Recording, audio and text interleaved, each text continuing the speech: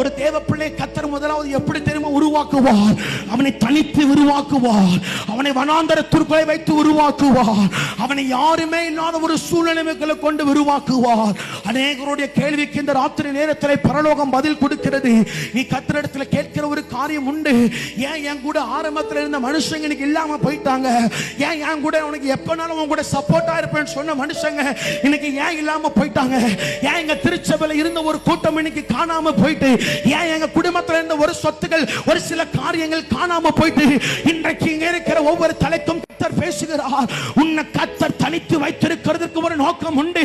நீ தனியால் இல்லை. எலிசா தீர்க்கதரிசியே, நீ தனிமையானவன் அல்ல.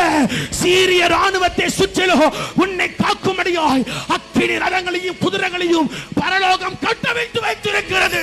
ஒரு தேவ பிள்ளைய கர்த்தர் தேசத்திற்கு ஆசீர்வாதமாய் மாற்றும் போது அவனை தனியே கொண்டு வருவார்.